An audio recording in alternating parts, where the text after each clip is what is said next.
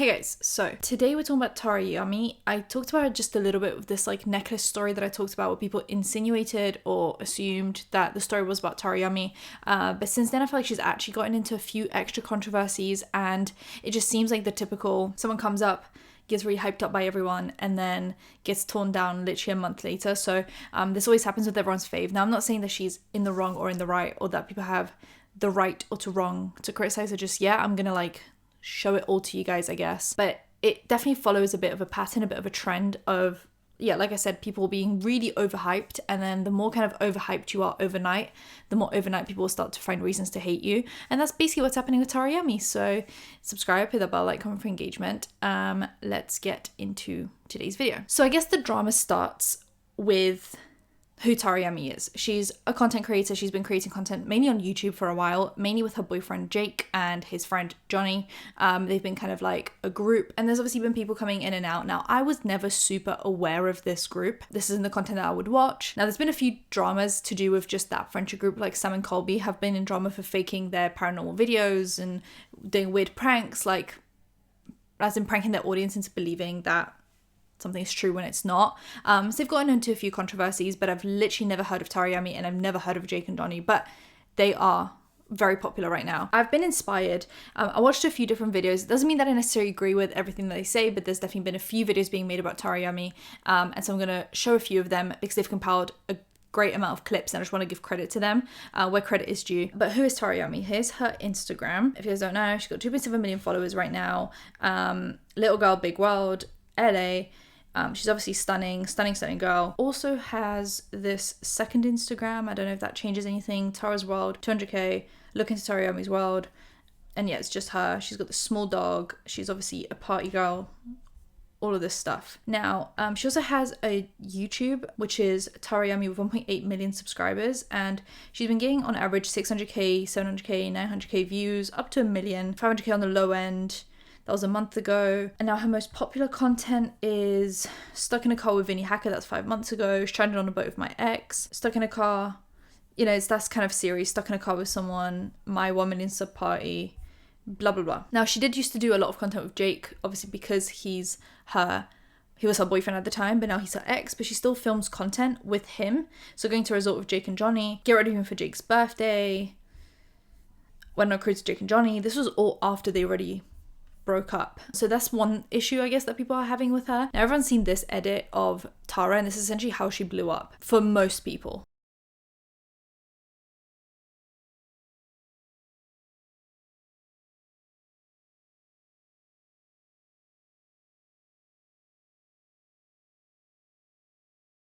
So this one has 3 million likes almost. Yeah, so these are the kind of edits that were on my For You page. So if you didn't know who Tarayami was before this is essentially how you'd get to know her. This was on everyone's For You page, understandably so. And then there was this other version of it.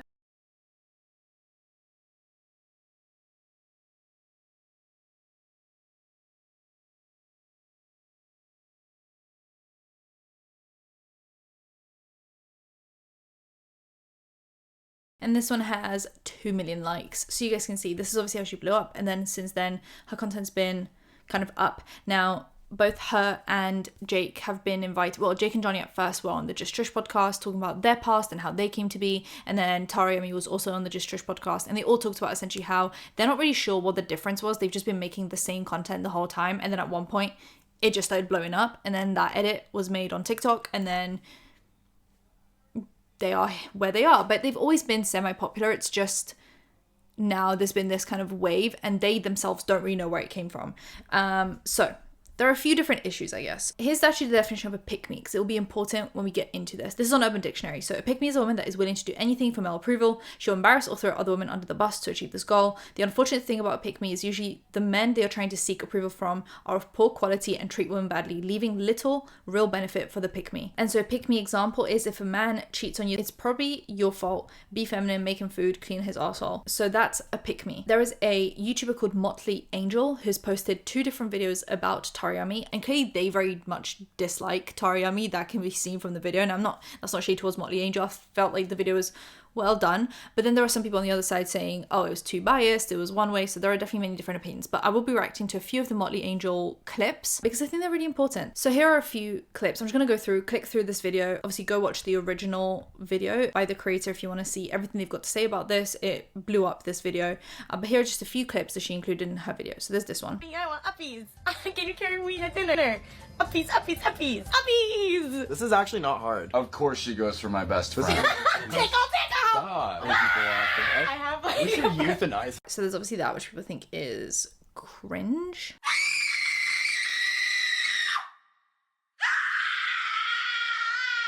So in one of the podcast episodes, a fellow kind of co-host of the Dropouts podcast was talking about kind of going through a hard time in life, and Tariami interrupts her to talk about what she's planning for her birthday party, and people are essentially like, why is she only interrupting the women? She has no respect for women. And this is why I gave you guys the definition of what a pick-me is, just so that we can get the idea. So I would like to clarify. That can't manifest itself in A bad mood all the time. I depressed. No, but that can manifest itself in a bad mood. You get that. I get that, but it's not me being a What gets you out of your depression? I don't know. Excuse me? I would just like to say. Well, like exactly a week from tomorrow, I'm having a huge fucking party. Yeah. And sorry, I was just thinking about it. She goes, I'm so depressed. And she said she's having a. Oh, that's great. has Look them at all that. timed out. He's like, now time. Alyssa, get out of the sky. That was a nose He was thing. in Sydney. Oh. But I didn't want you. I mean, No one made fun of my looks. we called you a lot, lizard. we actively made fun of how you were dressed. Yeah, but not what I was born with. Can we play the game? You know the game, Tana? Oh, I'm excited. What's the game? 3, 2, 1. Where did Tara wake up this morning? That's a game we play every week on Dropouts. There's donuts. Yeah, right behind Right you. behind you. Behind you. You were standing next to it, showing Jared your pubes. Remember? Lack of. Stop, Zach! What? Yeah, like what was that? Stop it! You always... So people always talk about how this whole joke at Dropouts is essentially that she's just a slut and that she wakes up in a different house every morning and blah, blah, blah, blah. And she just ends up laughing it off, which people are saying is not a great look, mainly for kind of how young of an audience she has, and is just like allowing men to slut shame her and then laughing off on the podcast. It's probably not a great look. That's not really my opinion. I don't know what my opinion is, but that's the opinion. Then we have, I guess, the issue of her infantilizing herself. She is 4'11". She's 23. Now, they do have this tendency of making kind of child jokes on the podcast, and she goes along with it because she is 4'11", and like kind of people, like the clip I showed you guys at the beginning with her saying that she wants uppies, there is this infantilization of Tariami that people are having an issue with and saying that is a pick me thing. It's kind of like the whole, oh, my hands are so small, I can't reach, you know, that whole thing. What childish thing do you still enjoy? Children. She knows her limits. Little did we know. She is a grown woman. Yeah. You know? Well, she stopped a little early growing, but she is a woman. So she's halfway there. Age. Yeah. You are a pedophile's dream. What? Because like you're like small and dainty, so it's like you're kind of like a kid. I'm just saying you could like help people. They should put you in prisons with like the pedophiles to like help them get past all that. I don't know. I'm just trying to help the community, I think. Anyway, sorry for her dying. Okay, let's roll another. Are we rolling another clip? Well, Okay. I was really laughing at nothing. Yeah, you were laughing at nothing. Oh. In that. But do you remember? Yes. Okay. Do you know how old I am? Yeah. How old? 17. That's why I'm here. That is not funny. Don't care. You know what I mean? What are they gonna say? Hey, dude, don't call 23-year-old 17, dude. It's not sick, dude. So you guys get the vibe. She's 4'11", and she is a dream for men who are into young girls, but she's an adult, I guess is the vibe that we're selling here. So we have an issue with the infantilization, the I'm just a small bean 4'11", pick me vibes. The Dropouts podcast is obviously not her podcast, it's just a podcast that she's on. And she was on, spoiler alert, something happened that I'm going to talk about in a minute. The podcast has been controversial just because of the dark-ish sense of humor, and people do say that it fuels the kind of pick me small girl pedophile dream jokes that she laughs at and thinks are funny. Now, there is a situation from the Dropouts podcast actually about Zach and his ex who recently broke up. Her name's Indiana, and she used to be a co-host and then came on for a few episodes, but then people said there was like a weird tension between her and Tara. So the situation is he worked for Indiana and her mum to edit for their YouTube channel, and then because he had a pretty like, I guess, couldn't live at his parents' house. He ended up moving in with them because he couldn't afford to live anywhere else. And so he was editing for them, but living at the house as well. So he was 18, 19 at the time, and she was 14 when he was working for her and her mum and living with them. So then when she turned 18, they announced that they're in a relationship. Now, we don't know when this relationship started, but they have been under the same roof since she was 14 and he was 18, 19. And then the moment she turns 18, they announced that they're in a relationship. It's obviously not a great look, right? Now, he claims that he saved her from a toxic previous boyfriend and like a relationship that she was in, and that the relationship ended because she broke his trust. So she came on recently on the podcast to say that he didn't groom her, that we don't know the full story, and that it's a bad look on victims to be saying that she's a victim because she's not a victim. Now, it kind of reminds me of the recent Mr. Beast situation where the victim is saying that they are not a victim and that they don't feel victimized. It's also kind of like Tana Mojo and Cody Ko, where Tana's saying she doesn't feel like a victim and she's not a victim and she doesn't want to be treated like one. But it's one thing for someone to say, I don't feel like a victim, I don't want to be treated like a victim. That's fine. That's your opinion. But did someone else commit a crime? Possibly. Like with the Cody Tana situation, even if she doesn't feel like a victim, doesn't want to be called a victim, doesn't want to feel like a victim, that doesn't take away from what Cody has done. And we're allowed to talk about that while also acknowledging that Tana feels, let's say, okay about the situation. The same is here, right? Just because Indiana feels okay about the situation, doesn't feel like a victim, that does not mean that we're not allowed to say the Zach Justice objectively did something wrong. I'm not going to say it's a crime. But also, law doesn't equal morality. If they did only start being in a relationship when she turned 18, technically not a crime, but did she get groomed? Who knows? Is that morally correct? Who knows? Because of kind of what I've showed you guys, the clips from the Dropouts podcast that make Tara look like a pick-me, someone who infantilizes herself and sexualizes herself for content, and then kind of the recent, I guess, Indiana stuff. This came as a bit of a surprise, but kind of not really. She posted a video that she is leaving the Dropouts podcast. She says that she has had a great time doing it, but she isn't comfortable being opinionated and vulnerable on a podcast on a regular weekly basis. She says she just doesn't have enough opinions, and then sometimes she just says stuff that are like hot takes, and then she gets judged for them, when in reality she doesn't want to talk about stuff like that. She just kind of yaps for the sake of yapping, and she would love to do something on her own just because then she's able to control how much she says, what she says, and she tried to fit their vibe because it's their podcast, but it's obviously not her vibe, and so she wants to do something that's more her vibe. My routine's changing because I'm sure some of you know I was on a podcast called Dropouts.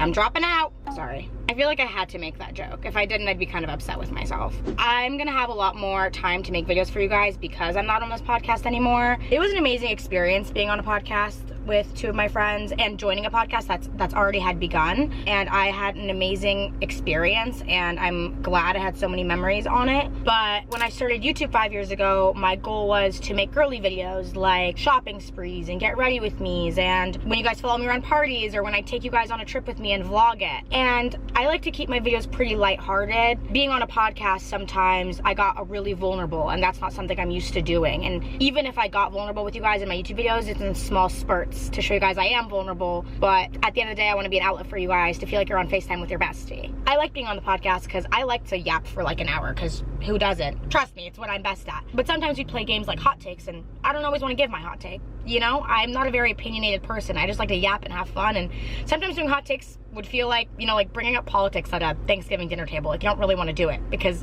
I don't like getting opinionated with things, you know? I like to keep things lighthearted and fun. When I'm making content, I want you guys to feel like FaceTime with me, and I feel like being on a podcast didn't really feel like that. Unless it was my own podcast and I kind of controlled that narrative, and that's something I may do in the future, who knows? And sometimes when you're on a podcast with other people, that narrative can get spun out. Me being added as a co-host kind of made me adapt to their content, which is fair because it was a podcast before me. But if I were to do my own podcast, it would be the content that I'm used to making, that you guys are used to watching. I'm gonna take the first bite of my bagel now for you guys. So you guys get the vibe. Basically what I said. That's the drama with the podcast. There have been a lot of clips that come out of it that don't make her look good. Then there was the drama that didn't make Zach look good, or anyone associated with him, to anyone other than Indiana, Zach, and Jared, I guess. Everyone else thinks it's a bit weird. Now, it's not like she said that she's leaving because of the drama. She said she's leaving because she just doesn't want to give her hot takes all the time. But I feel like this was like the perfect time for her to drop out of the Dropouts podcast. Now, there is a situation with obviously her ex, so Jake can't get away from Tara. That is the situation that people are talking about. It's hard. So his new girlfriend kind of looks, well, someone who he's seeing, I guess. He was seen in a picture with her, kissing her, looks a bit like Tara Yummy, and people are saying it's a bit weird, but then people are also saying it's weird that she keeps on hanging out with him and like flirting with him. So like I said, going to a resort with Jake and Johnny, this was 4 weeks ago. Get ready for Jake's birthday 1 month ago. We went on a cruise with Jake and Johnny 2 months ago. People are kind of having an issue with it on behalf of Jake and his future girlfriend / present girlfriends, maybe. Just saying that it almost feels like Tara and him broke up, but Tara still wants to be in his life desperately, and they still need to hang out all the time, and that it will be uncomfortable for anyone that tries to kind of come in on that and interrupt. Now, it does seem like he's currently seeing someone. I don't know if Tara's seeing someone, but yeah, people are saying basically it's awkward. Now, it is not really our life, how they want to handle their breakup and what they want to do with that. So that's not something that I'm super passionate about. You can tell from this topic, I'm just like, that's not really a part of this that I'm super passionate about. But people have brought it up as just like, Jake can't get rid of Tara. Now, I'm sure he, as a grown man, can handle his own battles. And if he really didn't want to hang out with Tara and make content with her, he probably wouldn't. He probably doesn't have to do that. Now, I do feel like there's like an attachment there, and people are attached to their content together because Tara started making content because of Jake, and he was very prominent at the beginning of her YouTube career. She actually met him at a party in LA, and he told her to start YouTube. She wanted to do it anyway, and then she like privated a few videos. He said no, post them, and then he started taking part in her content, and that's how it blew up. And then they've been making content together since, which obviously then led to the breakup. But I'm assuming everyone is still attached to them as a couple, and so they will continue to make content together because I guess it didn't end on bad terms, so they're just still doing that. I know it's a bit weird, but that's not really our business. That's what I think anyway. I'm more kind of in tune with the pick-me allegations, with the infantilization allegations, but less in tune with these. I just don't care. Now, in her past, she has tweeted things that people weren't okay with. I'm pretty sure this is in Motley Angel's second video. So here's her account. I think when she was about 13, she tweeted this, and she said, "It's not if you like it." People are using this to basically say that she's not a feminist, that she is, you know, a pick-me, blah, blah. Now, she did tweet this when she was 13. Now, we don't know what's happened in her life. We don't know what this means, but she was 13 when she tweeted that. I don't even want to know why a 13-year-old would think that. And I think it's actually really sad. And I think instead of attacking Tariami for this, it's important to say, why would a 13-year-old think that? Is it just edgy humor, or is it her kind of deflecting a situation that maybe she isn't okay with and trying to make light of it? But I'm not going to judge a 13-year-old for making a problematic tweet when in reality she's 13. Moving on, like, I'm just not even going to entertain this. What people have had an issue with is that Tariami claimed she grew up poor, but actually her dad is like the CEO and the chairman of multiple companies, and she lived in LA. And so people are talking about that. So like they had to like work their asses off just so I could have a good life in America. And did you like feel it like growing up? Were you like, You know, they never made me feel like I was poor growing up. So Yeah. I never like, I look back and I'm like, ooh, we did not afford like rent for months. Really? They tell me now, yeah. But like growing up, they never made me feel that way. Yeah. So no, but looking back, I'm like, geez, my dad worked hard. Like, yeah, like so hard. to get over here is like so hard. You have to Yeah. have like so much money saved up, the jobs, all that stuff. So he is the principal. This is her dad. He's the CEO at Merco, and yeah, CEO to 2010. Like, he's been CEO since about 2007, which means he probably shouldn't not have money. Now, is this her way of trying to be relatable? Like, so she didn't grow up as this like spoiled LA brat, essentially. And did they actually suffer with money issues? Who knows? But I guess people are having an issue with her trying to be relatable by pretending to be poor.